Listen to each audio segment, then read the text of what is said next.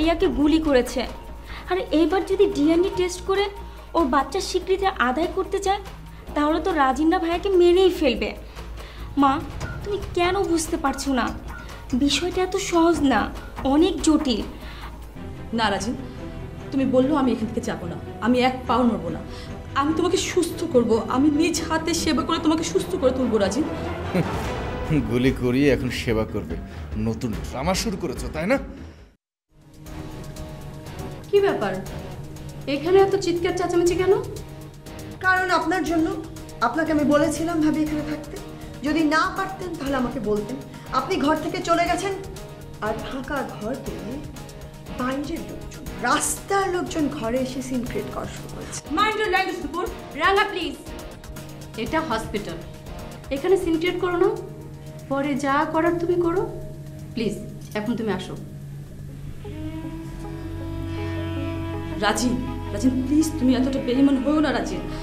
তুমি খুব ভালো করে জানো এটা কার সন্তান, আর তুমি দয়া করে তোমার নূপুর ভাবিকে বলে দাও আমি আমার অধিকার ছাড়বো না, সেজন্য কথাটা মনে রাখি।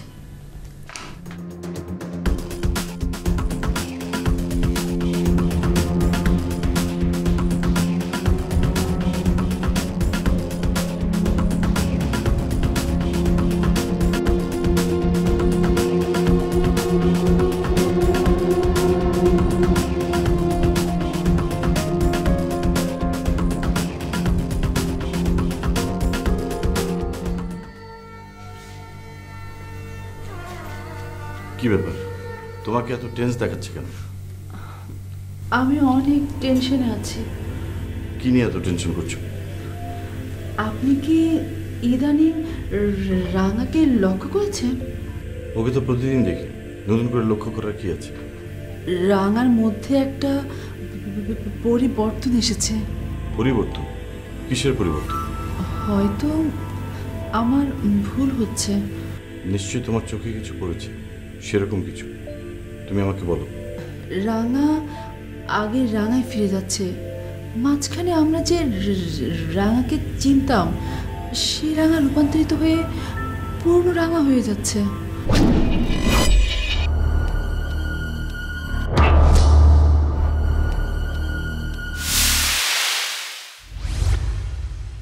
কি বলছো? ইচ্ছে করলেই কি আর পরিবর্তন হওয়া যায় নাকি? তবেও পাল্টে যাচ্ছে। অনেক সময় নিজেকে ভদ্রতার খোলসে লুকিয়ে রাখতে চাইছে, কিন্তু সবসময় তা পারছে না। খোলস ছেড়ে মাঝে মাঝে বেরিয়ে আসছে সেই পুরনো রাঙা। হ্যাঁ, সেটা লক্ষ্য করেছি আমি, কিন্তু আমি ভেবেছি যে রাজিনীর এই ব্যবহারে ওর মনটা ভালো নেই, তাই হয়তো ওর মেজাজটা চড়া। এত কিছু আমি বুঝি না, শুধু এটা বুঝি আপনি সাবধানে থাকবেন। আপনাকে নিয়ে আমার ভয় হচ্ছে। আমাকে নিয়ে এত চিন্তা করো না, সব ঠিক হয়ে যাবে। এসবই হচ্ছে তোমার মনের ভুল, আস্তে আস্তে দেখবে সবই ঠিক হয়ে যাবে।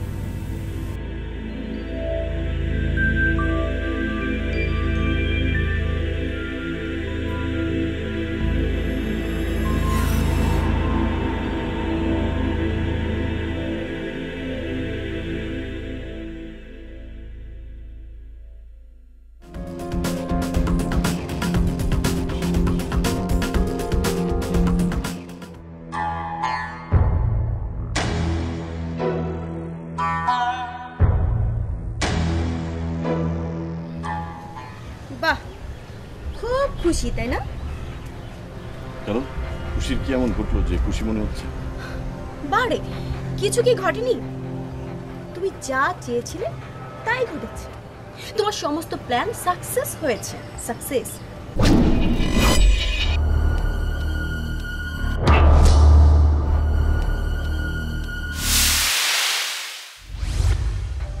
পারমিতা, তোর এসব নাটক বন্ধ কর। কি বলতে চাস তাড়াতাড়ি বল, নাহলে চলে যাব। চলে যাব? এত সহজে? মোটেও না। শোনো, আমি রাঙা না যে নাকে রশি বেঁধে এভাবে ঘোরাতে থাকবে, বুঝতে পেরেছো? আমি রাঙাকে নাকে রশি বেঁধে ঘুরিয়েছি? হ্যাঁ, এতদিন তুমি তোমার হাতে পুতুল বানিয়ে রেখেছিলে তাকে। সে তোমার ইশারা নাচতো। আমি তোমার প্ল্যান বুঝতে পারছি, অথচ সে বুঝতে পারছে না। সহজ হিসাব। এই কখন থেকে এই প্ল্যান করে আসছিস বলতো, কিসের প্ল্যান? পারে তুমি প্ল্যান করছো আর তুমি ভুলে যাচ্ছ। তুমি রাঙাপুর সময় নষ্ট করছো, 9-6 দিয়ে তাকে বোঝাচ্ছ। টাইমলি তুমি রাজিন আর নুপুরকে বিয়ে দিয়ে দিবে, আর বেচারি তার আমও যাবে ছালাও যাবে। তাই তো ঘটছে, তাই না? দেখ পারমিতা, তোর মতো একটা অবুঝ মেয়ের সঙ্গে আমি কোনো ব্যাপারে কথা বলতে রাজি না। রাজিনের কোনো ব্যাপারেই আমি যুক্ত না। বরং রাজিনদের সাথে আমার যে ভালো সম্পর্কটা ছিল সেটা নষ্ট হয়েছে রাঙার কারণে। রাঙার কারণেই রাজিন আমার গায়ে গুলি করতে বাধ্য হয়েছে।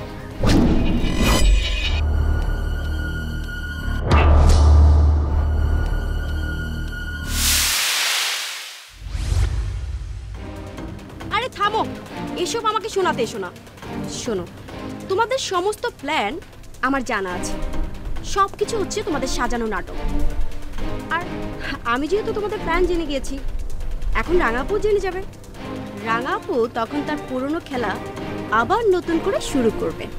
তাই আমি বিকন এসব ভয় পাই না, শুরু করতে বল, কোনো সমস্যা নেই। ভয় পাও না? দেখেছি তো তুমি ভয় পাও কি পাও না।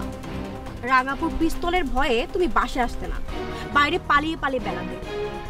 আর সেই পিস্তল নিয়ে যখন তোমার প্রিয় শবনমের বাবা পুলিশের কাছে ধরা পড়েছে, এরপর তুমি বাসে ফিরেছো। বেচারি শবনমের বাবা, সে এখন জেলে পচে মরছে। সব ভুলে গেছো না? ভয়ের জন্য না, মায়ের কসম আমাকে ঘরে ঢুকতে দেন। মায়ের জন্যই আমি বাসায় আসতে পারি। জানি জানি কেন আসতে না। এখন কি করবে? রাজিন তো নুপুরকে বিয়ে করে ফেলেছে, আর সেই খবর শুনে রাঙাপু পাগলা কুকুর হয়ে গেছে। তোমার কি ধারণা সে তোমাকে ছেড়ে দেবে, সুস্থ রাখবে? মোটেও না, সে তোমাকে ছিঁড়ে খাবে, ছিঁড়ে।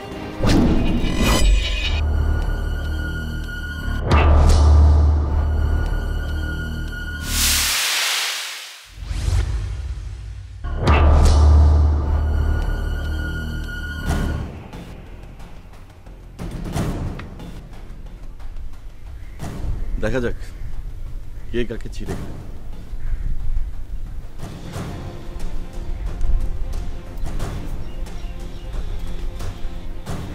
বিকন, রাঙা তোমাকে না ছিলেও আমি তোমাকে ছিঁড়ে ফেলব। আমি পারমিতা।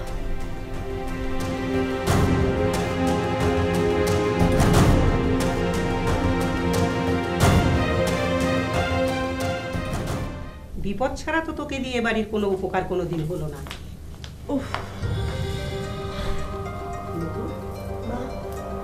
তোর তো একটু রেস্টের দরকার মা। যেভাবে হাসপাতালে ডিউটি করছো, রেস্ট না নিলে তোমার শরীরটা খারাপ হয়ে যাবে। হাসপাতালে ডিউটি করতে আমার কোনো অসুবিধা হচ্ছে না। আমি খুব ঠিকঠাক মতো সেটা করতে পারছি, কিন্তু আমার অসুবিধা হচ্ছে রাঙাকে নিয়ে। রাঙার অত্যাচার আমি আর সহ্য করতে পারছি না। রাঙার ঝামেলাটা যে কিভাবে শেষ হবে আমি বুঝতে পারছি না। এই যে হাসিন ঠিকানাটা দিয়েই তো আবার নতুন করে ঝামেলা শুরু করলো। মা, আমি কি জানতাম যে ঠিকানা দিলে এত ঝামেলা হইব? তাহলে তো আমি ঠিকানা দিতাম না। সেদিন তো অনেক সিন ক্রিয়েট করলো। আমি একটু বাসায় এসেছিলাম ভাবিকে হাসপাতালে রেখে। ভাবিও যেন কোথায় গিয়েছে, আর অমনি রুমের মধ্যে এসে যাতা কাণ্ড। আমাকে তো রীতিমতো চ্যালেঞ্জই করলো আমি যাবার পরে। তুমি ওকে বললে না যে এখন থেকে রাজিনের জীবনে আর ওর কোনো মূল্য নেই? তুমি রাজিনের স্ত্রী। ওই মাইয়া কিচ্ছু মানে না মা, বেয়াদব। মা, মেয়েটা খুবই অদ্ভুত, খুব আজে বাজে কথা বলে। আমি চলে যেতে বলেছি বলে আমাকে অনেক কিছু বলেছে। ডিএনএ টেস্ট করবে, নিজের অধিকার আদায়ের কথা বলছে। অর্থ কি? যা মনে আসো তাই বলে। ডিএনএ টেস্ট করবে? মা, এইটা কিন্তু খুবই ভয়ঙ্কর কথা। ডিএনএ টেস্ট করবে, এতে ভয়ঙ্করের কি হলো? তোমার বুঝ আছে তোমার কাছে। ডিএনএ টেস্ট করলে রাজিনী তো ফাঁসবে। ওই যে বাচ্চাটা তো রাজিনীরই, তাই না? ভাইজান, কোনো তো অসুবিধা নেই। এমন তো না যে আমরা কেউ জানি না ওটা রাজিনের বাচ্চা। আমরা সবাই জানি, আমিও জানি। আমার যখন কোনো অসুবিধা নেই তখন তো আমি কোনো সমস্যা দেখতে পাচ্ছি না। তাইলে এখন আর চিন্তা কিসের? চিন্তার বিষয় তো আছেই ভাইজান। ও বাদী হয়ে রাজিনের বিরুদ্ধে কেস করবে। রাজিন যদি ওকে বিয়ে না করে তাহলে তোকে জেলেই যেতে হবে, তাই না? এত সোজা না, ও বললেই হলো। সোজা মা, সোজা। আজকাল মেয়েকে পক্ষে অনেক রকমের আইন আছে জানো। রাঙা যদি চায় যে রাজিনরা ফাঁসাবে তাহলে কিন্তু সে পারে।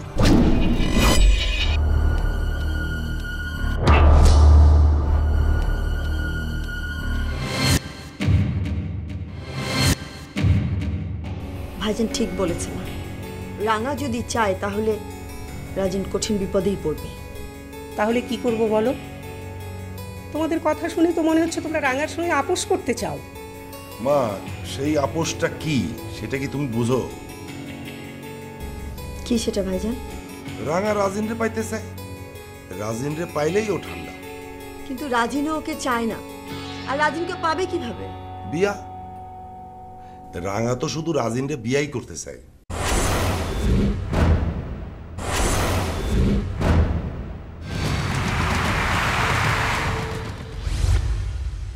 রাঙার পেটে রাজিনীর যে সন্তান, সেই সন্তানের স্বীকৃতি চায়।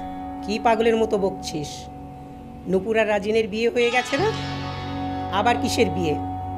মা, সেটা তো আমরা বুঝতেছি তাই না, কিন্তু রাঙা তো বুঝতেছে না রাজিনরেও বিয়ে করতে চায়। তারপরে ধরো যে আইন তো রাঙার পক্ষে। এখন আচ্ছা নূপুর, তুমি কি আপোষে আসবা? প্রশ্নই ওঠে না। রাজিন নিজেই তো রাঙার সাথে থাকতে চায় না, বাকি প্রসঙ্গ তো করে। আমি উঠি মা।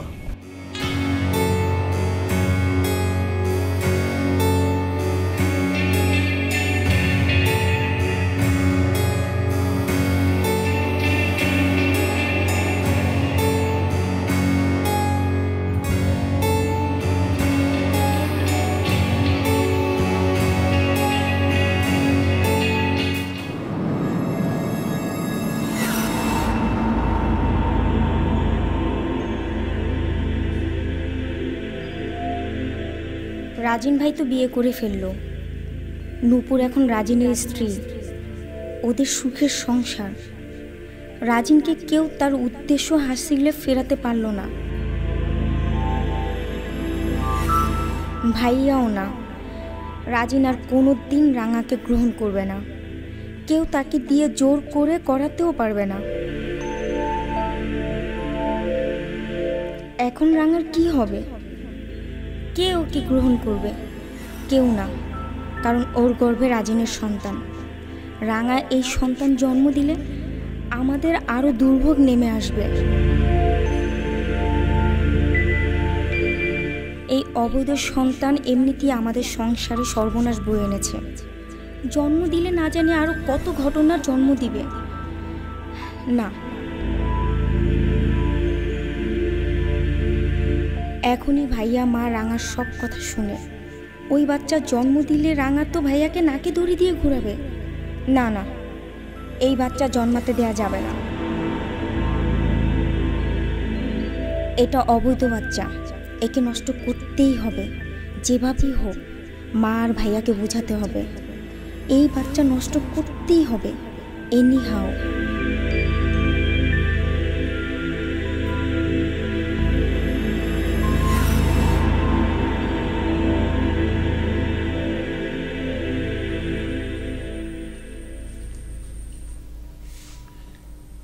কিরে শিরোপা, কি এত ভাবছিস?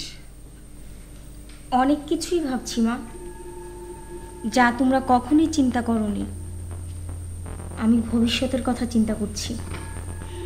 ভবিষ্যৎ নিয়ে চিন্তা করে কি লাভ? যা হবার তা তো হবেই। যা হবার তা হবে বলে সব কিছু ছেড়ে দেওয়া যাবে না মা। শোনো মা, সামনে আমরা, বিশেষ করে ভাই একটা কঠিন সমস্যায় পড়তে যাচ্ছে।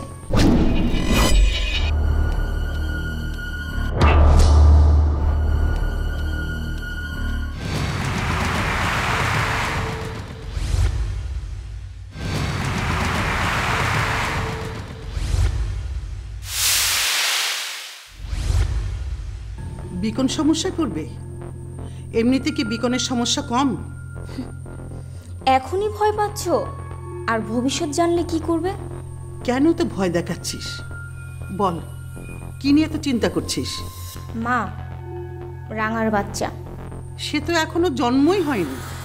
এখন হয়নি তাতে কি হয়েছে? 2 দিন পর তো হবেই। ওর বাচ্চা নিয়ে তোর তো চিন্তা কেন? ওর বাচ্চা নিয়ে আমার কোনো চিন্তা নেই, কিন্তু সমস্যাটা আমাদের, তাই এত চিন্তা করছি। কি? মা, রাঙার সাথে রাজিন ভাইয়ের ইহ জন্মেও সম্পর্ক হবে না, কারণ রাজিন ভাই তো বিয়ে করে ফেলেছে। এর অর্থ কি? এর অর্থ একদম পরিষ্কার, যেহেতু রাজিন রাঙাকে বিয়ে করছে না, সেহেতু বাচ্চা রেখে কী লাভ?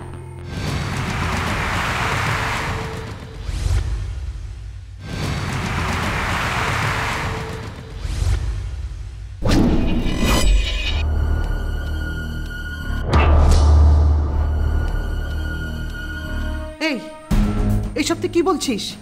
ঠিক বলছি। শোনো, রাজিন কখনই রাঙাকে বিয়ে করবে না। রাঙার বাচ্চার প্রতি রাজিনের কোনো ফিলিংস নেই, তাই সে কখনই বাচ্চা নেবে না।